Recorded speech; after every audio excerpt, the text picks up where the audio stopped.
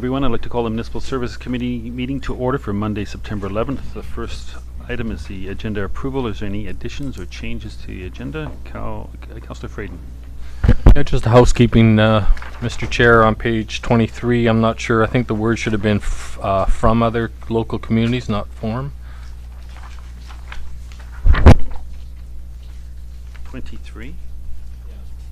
And the last paragraph proposed for you, Rogues Review will include but not limited to analysis of best practices from other local governments. It says form.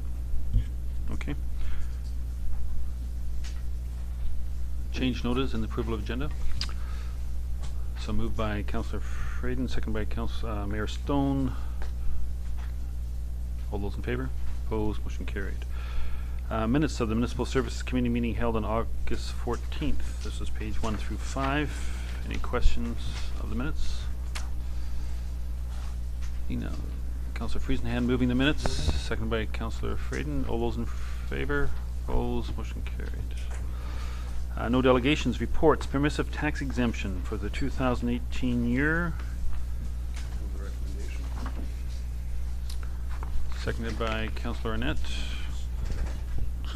Do I need to declare conflict with respect to the Legion, and my wife has a boat at the Ladysmith Maritime site? Nope. Heads are shaking no.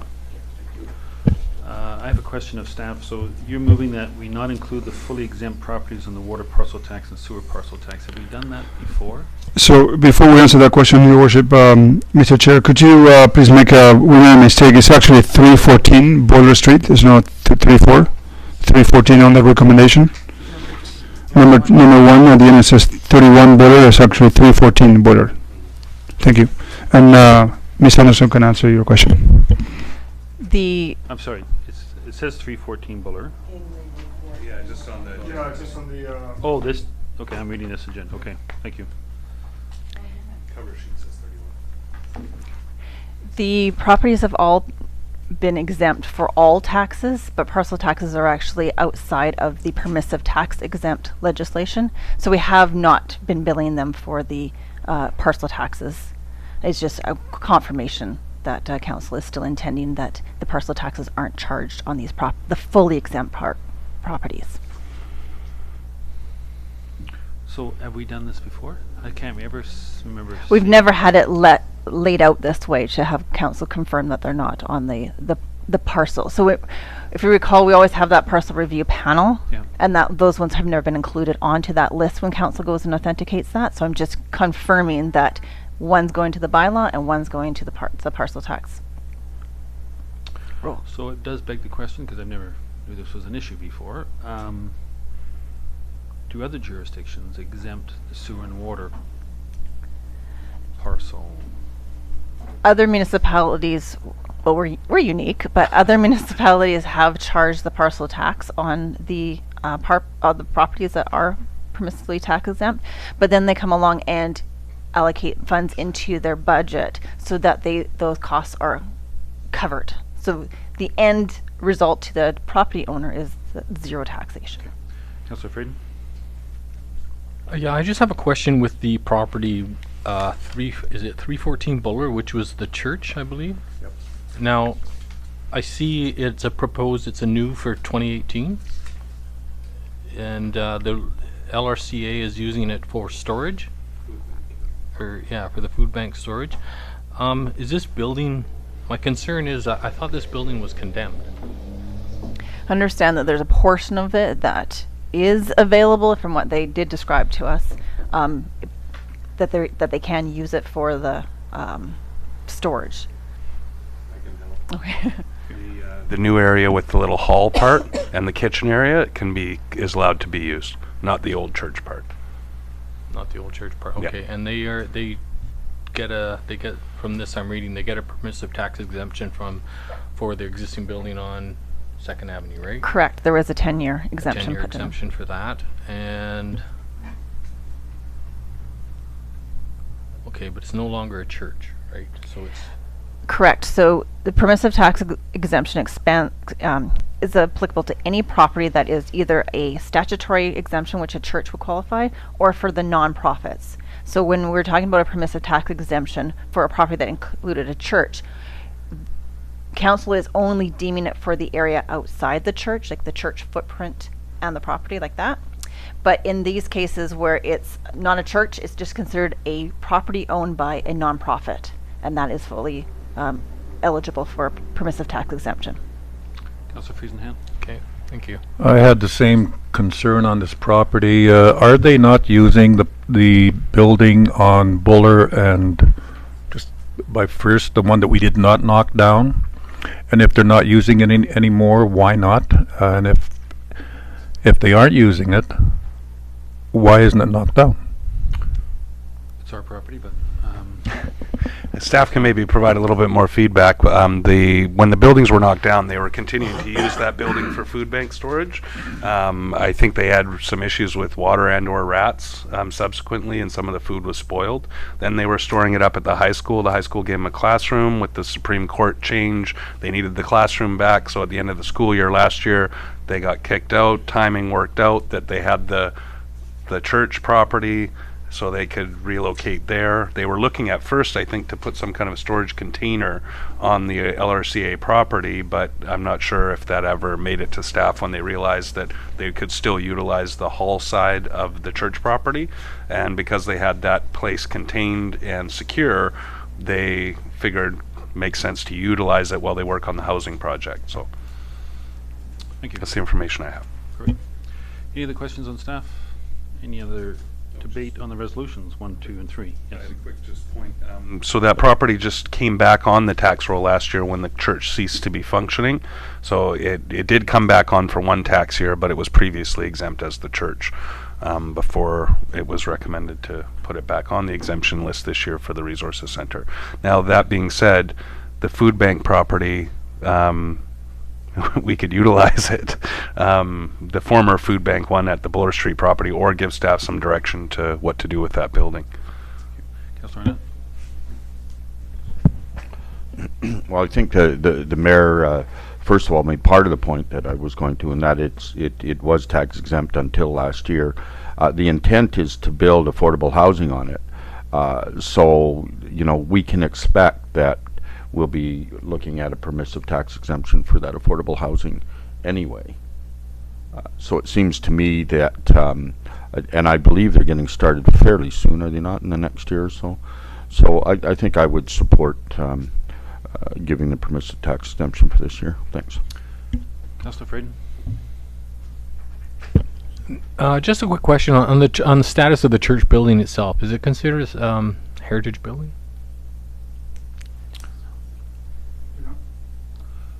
It is was on our heritage inventory. Actually, it was the very first one, but no, it's has a very It's on the Community Heritage Register. Right. It's not designated. no, it's not designated. It's not either provincial or federal. Council wishes confirmation of that, I can provide that information. Yeah, I just kind of like to get the status of it. Like I'm not sure what would happen in the event that somebody would want to keep it or save it, and who's I'm just not my Well. place. You guys go ahead. I know all kinds of stuff. do you? I haven't known. Lots of people have looked at moving it and stuff, but it's so full of vermiculite and stuff. That's why they're not occupying the other side, the church side. Basically, the cost to remediate exceeds the value of the building because it's just a very simple first structure. And unfortunately, vermiculite is a type Oh. that carries asbestos. It's Yep. all down in the walls and right into Yeah. the floor. Okay. Not a healthy situation, so sad, actually. Calling the question, all those in favor? Opposed? Motion carried. Moving on to amendment to the travel policy. Mayor Stone. I'll move the recommendation, but I also had a question or some thoughts. Is there a seconder? Councillor Arnett? So just taking the opportunity, if we're discussing expenses and travel expense policy, it's a little bit of a stretch, but in 2018 budget, the 1/3 exemption for municipal elected official salaries is being removed, from my understanding. So that will impact all elected officials in all parts of Canada. Would the intent then be that that was to cover costs within the municipality for conducting municipal business. Therefore, it was tax exempt, so it was an expense stipend. Now that that tax exemption is being removed from that 1/3, would there be an expectation that councillors or elected officials would then be expensing all of their expenses even within the municipality? Or is there a plan to address those issues, or some feedback coming to that will make an impact on all elected officials? For sure, it would have an impact to your remuneration, and the last review of the council remuneration bylaw was to really have the committee come up and make recommendations before the expiration of the next council term. So that actually coincides with when the 2018, 2019 is when that actually kicks into your income tax year. Okay. So at that point, I would probably be coming back to council and asking, or with the committee's request to, what type of remuneration would you be thinking would be fair? Because you're right, it will have an income tax hit. It would also have a very much of a administrative hit too, if every time you're being reimbursed for a commute to a meeting or a meal here or there. So it is a larger issue for sure. So and I do understand that other municipalities are potentially taking this issue to UBCM or to other places to fight it. So that's what I was going to say, is an interesting discussion we can have with our peers at UBCM too, is maybe any feedback they've had on how their municipalities or regional districts will deal with that issue. Councillor Arnett? So I've looked at this. I supported the one in Meals because we live in a world where the majority of young people are in the service economy, and you go and you might have $15 for lunch, but a portion of that is 20% at a minimum to tip the server, so to speak. So that's really why I would be in support of that for sure, because of the inflation rate. I was interested just in the travel. I've never claimed travel in 9 years, and I always thought that that's what the 1/3 was. To if I'm going off to a meeting or whatever, you're already reimbursed for that. Am I correct with that? Correct, except for the UBCM and the AVICC travel. Yes, and those are the places. Yes. And then the rest of it, I understand, in this town was to Would go have to been- Duck for all its tickets. But no, if a council member is traveling outside the boundaries of the town to a meeting in Nanaimo or Victoria on behalf of the community, they can claim for mileage. Yeah, That has not been the practice. that's not been the practice. We have not received many reimbursements for requests, because usually it is under that 1/3 allowance that you're getting for So, remuneration. yeah. Somebody from council flies to Kelowna for a meeting on the benefit of the municipality, then typically they would expense those expenses. So I think there's maybe a little bit of a gray zone. When we go to Nanaimo for VIE or whatever, we're not expensing those kilometers typically, but I think the policy, doesn't it just say though within the municipality?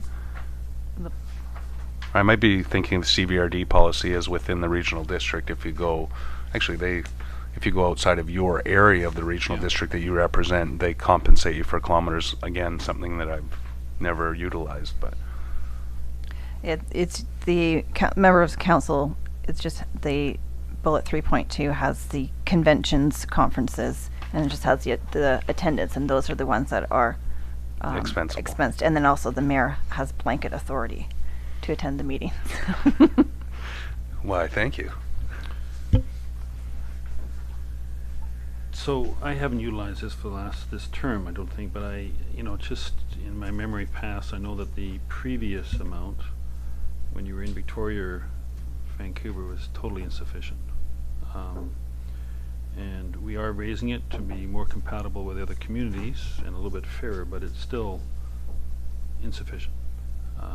So when we're asking people to go outside, I think we'll be revisiting this next October or before the election.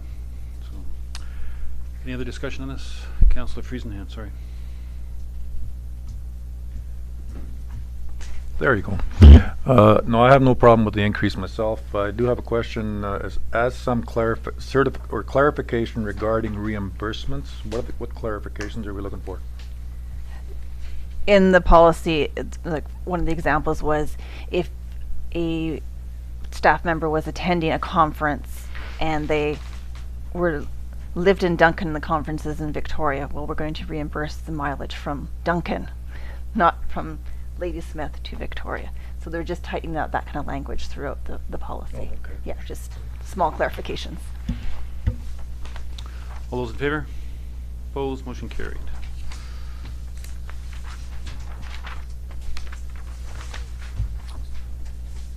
Review of Town of Ladysmith small lot zones. Mayor Stone. I'll move the recommendations, and I just had a comment. You're moving those? Yep. Is there a seconder? Councillor Friesenham. So I just wanted to thank staff for making relatively quick work out of that. I just had one question on page, sorry, I had it and then I lost it.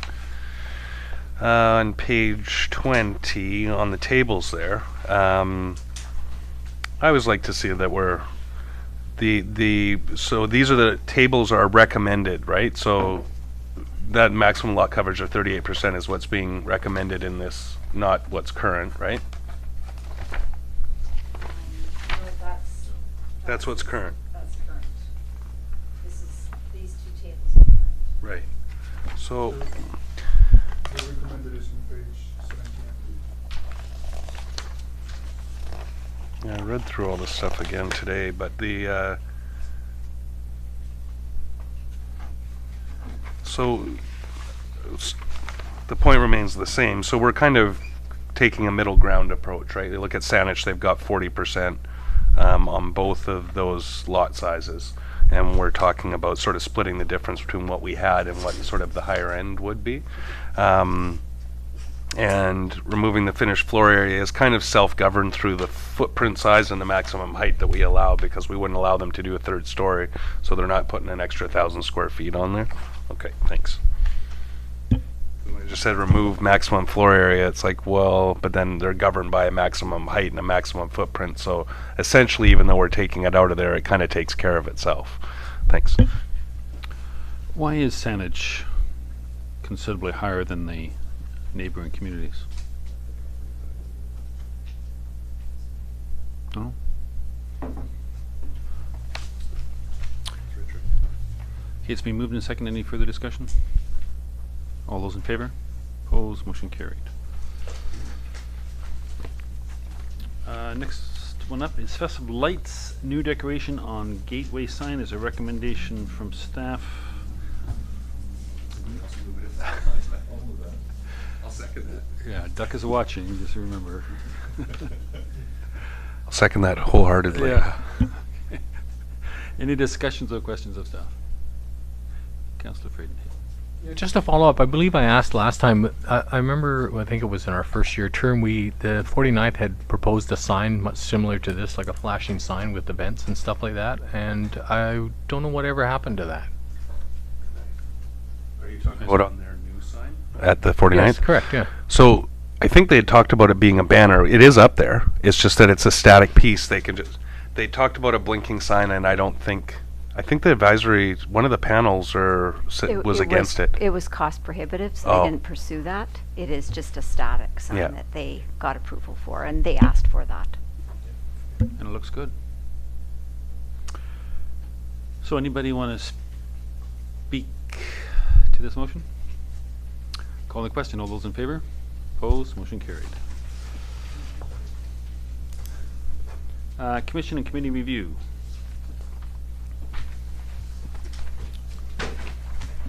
Mayor Stone. So you can see the report or the framework is there, and I think that having had a discussion with Rob at the end of the last week, there could be some more direction in terms of what it is that the input that's being looked for, and I apologize. My intent was to maybe come up with a list of questions to email out to council on Friday, but I was occupied with some other things, so I didn't get to it. But I think the intent here is for us to just sort of give staff a framework so that when they bring a report to council about a committee and commission review, that we've given them some input. If maybe you want to, if that's not right, maybe clarify, but So, Mr. Chair, the original intent was exactly what it says in paragraph number 2 after the discussion. So staff was going to proceed with putting an RFP together to get a consultant to look at the structure of commissions and committees and make recommendations. My recommendation was to make it as a consultant because I think you need the external view in order to give you an accurate assessment of how your commissions are structured and make recommendations to council. But after that, I believe Mayor Stone and myself discussed, well, maybe we can bring it to municipal services just in case any council member wants to see a specific outcomes of this process. So that's why it is in front of you tonight. So basically, if there is a specific item that you want to see on that process, then we can include that into the RFP. So when a vendor gets it, they have that terms of reference as well. But that second paragraph. Sorry. Okay, so and Joanna said if you need to ask to distribute some specific questions about this, we can definitely distribute that by email. But the scope in that paragraph is pretty comprehensive. Yes. So, analyze best practices, Yes. discussions with council and community members and committee members, and review current committees and commissions, their mandates and membership, relevance and recruiting the community members and gaps. Yeah, I agree. That's why I'm if my recommendation would have been to proceed with an RFP with that recommendation, with that as a terms of reference. So if we're happy with that, we can have a Yeah. short discussion. Your motion? That pretty That well becomes includes terms it. of reference for the RFP. Yep, so moved. Is there a seconder for that? Councilor Arnett? Anybody have any objections to that paragraph being the terms of reference? All those in favor? Opposed? Motion carried. Just one piece. Staff? I think that the number one thing is we want to get a more engaged committees and commissions and make sure that we're representing all the sort of areas of our community, right? I think there's one area that we may be missing is some of the social connections, and I don't mean social like, hey buddy, how's it going, but some of the connections with some of the social issues in the community. So I hope that we look at that. New business. You Communication were, public. Mr. Chair. Sorry, Councilor Since Fields. we're talking about committees, we have not met with liquid waste in 3 years at least, and possibly more. And we're legislated to meet once a year. And when are we gonna meet? So, yeah, we not only are part of it, is that the liquid waste was established as a joint twofold committee into the scope. One is the actual going through the liquid waste management plan and following through, and then there's also plan monitoring. So we really haven't done plan monitoring, but I thought we had met once this term. No. Yes, we did, the first year of the term. We did. I was on that committee the Yeah. first year we did meet. Yeah, once. We met Yeah. once? Yes, we did. But it's changed each year, right? So I'm not sure. No, the chair retired, and I thought we were gonna get together to at least elect a new Yeah. chair and so on. Mr. Chair, But we're allowed, or we're mandated to meet once a year. Yes, by Like all- provincial legislation. So- yeah, Councilor Friesen is correct. So we'll look into it as soon as possible. Yeah. Okay, communication and public awareness strategies to discourage illegal dumping of garbage in the back country. And is there a staff recommendation? Yes. Mayor Stone. I would move the recommendation, but I also would just have a quick comment on that. CVRD has done videos and a lot of awareness work, and I think that we could leverage those assets so that we can minimize the impact to double dipping into our taxpayers who have already paid into the CVRD function, because solid waste is a part of the CVRD function. So I would just comment that there's probably some great assets and materials that we could repurpose for our own use. Councilor Arnett seconding? Yes. Okay, any other I just have a comment. I'm not big on shaming, and sometimes the return your box commercials are not all funny. But I have to say that this behavior is so intolerable that developing recommendations for public awareness, part of it I think needs to consult somebody who understands advertising humor, but getting a message that someone who is doing that is really out of step with everybody else. If you get my gist. It's kind of like no one is, and not to pick on people who smoke cigarettes, but no one is embarrassed anymore, respectfully, to say to somebody, excuse me, but the smoking area is over there now, or whatever. We have to find a way to message that the people who do this are hurting us all, and that it is really shameful behavior. I just I can't imagine who does this anymore and thinks, oh, it's okay. You know. Anyway, I just particularly as I think about listening to some of the people who are respectful in the backcountry, who have been using it, and with the fire bans lately, people are really feeling if that area is taken away from them. Well, garbage is almost as bad as fire. Councillor Friesenhand and Councillor Freedon. I agree with Mayor Stone. The CBRD has a lot of communication information out there, and there's stuff on the news all the time. And this being out of our jurisdiction, I don't know, we should be spending money on something that's already out there and not in our jurisdiction. I do agree that something has to be done. Councillor Freedon.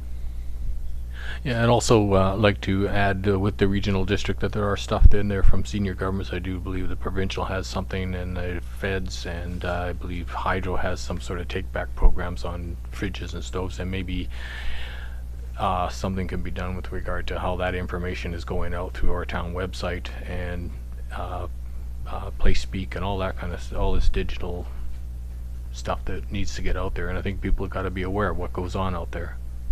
Just my thoughts on that. Councillor Henderson. I'd be interested to know on those free pickups, spring cleanups, how many big items are actually collected. It always looks fairly plentiful.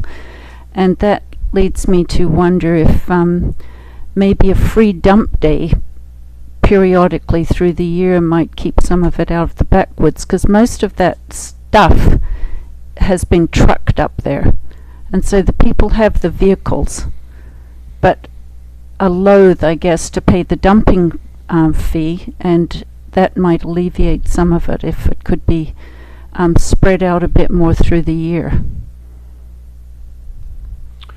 I have myself and the Mayor Stone.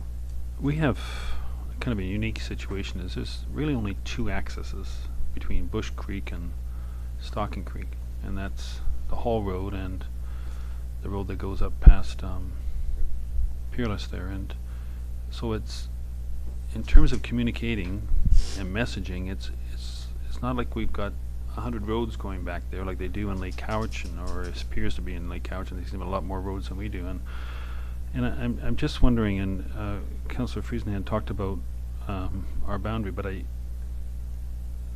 the Hall Road is outside of our boundary, and the entrance to the Hall Road is outside of our boundary, but Peerless is not, that road that goes up Peerless. And so I'm just wondering that, or a comment to staff in terms of coming up with some suggestions, is that the CVRD, maybe we can partner with the CVRD so that we would put some signage up, and I'm talking about not something that's bulletproof, but big, you know, like a big signage, not just say no dumping or illegal dumping, just a message of, I think it's a little bit more. yeah, like a message, right, of, you know, of a green forest versus, you know, what we have there. So I totally concur that this is a regional issue, not a town of Ladysmith issue. So if that could be followed through on, that would be great. Mayor Stone. Yeah, I was just going to say I agree with Joe's comments in Cal's. I don't think that this is something we should be taking the expense on as a municipality, but just leveraging those assets like Cal said, or Councillor Frayden, through the properties we have. So it's on our messages, but utilizing some of the stuff from the CBRD and Councillor Hutchins' point around the. I'm not using my microphone. Councillor Hutchins' point around some of the signage, and I think Councillor Arnett had said, you know, with some kind of, even if it's humor, something that gets your, no illegal dumping on white background gets nothing but bullet holes, right? So something that's a little bit more creative, and even if it was done on corrugated plastic or something that you could replace it a couple times a year. Well, no, but I'm just saying, so you could change the message when it had enough bullet holes that it's time to get rid of it at a fraction of a cost of a metal sign. Anyway, the other thing I just wanted to mention, there's been a challenge around free tipping, and it's coming province-wide with private operators saying that having municipal governments provide free tipping is becoming a bit of a quagmire. If you've noticed, the CVRD actually kind of went away from the free tipping for anybody who does something good to a very prescribed process, because there's actually letters of complaint from private haulers saying that they, by offering free disposal of a mattress or a organics, that they were interfering with private business and therefore entering into a competitive issue with private business. So I think they're on a pretty shaky ground there, but there has been a tightening up of policy around free tipping and stuff at regional districts and municipalities because of some of the private operators' complaints. Because previously, until, if you look at the list of stuff the CVRD takes for free, those all had to go somewhere at a cost, and those companies that provided that service are being sort of cut out by free services from local government. So you know, I don't think that long term that makes a lot of sense, because it's just ending up in the backwoods, not in their facilities. But they're trying to navigate some of those issues. Councillor Arnett, to close. Yeah, I just can somebody remind me actually what the fine is that we invoke for if you were caught? $2,000, I think the sign says. But it's been that for 50 years. Yeah. So I just wonder if that's not something else we should talk about, is maybe up in the disincentive, so to speak. Thanks. Okay, all those in favor? Opposed? Motion carried. Any other business? I just actually, sorry for the late item without getting it on the agenda, but Councillor Patterson was away. We got an email today about all of the thanks to the town staff, all senior staff and all level of staff for all the work they put into the more than usual magnitude and number of events that we had over the summer, specifically the Show and Shine, outdoor movie, logger sports. But and I think we should bring this back to a council meeting. There needs to be a big thanks to our town staff for that, but also all the volunteers for what was pretty awesome summer in Ladysmith this year. I think that we not only had all the crazy amount of events we usually have, but they were bigger because of Canada 150. Then we had the magnitude of some extra events and the great weather. The attendance at all the events that I was, which was most of them that I was able to go to, I think exceeded what I've seen in the recent history. So, and there was no small thanks, or no small part due to the staff and all the volunteers that make those possible. So I think we should all work with staff on a little bit more, something more formal, but Duck asked for it to be said, and I think it should be said, so thanks to staff. Thank you. Calling the question, no, moving adjournment. Okay. Second by Cal Fraden. All those in favor? Opposed? Motion carried.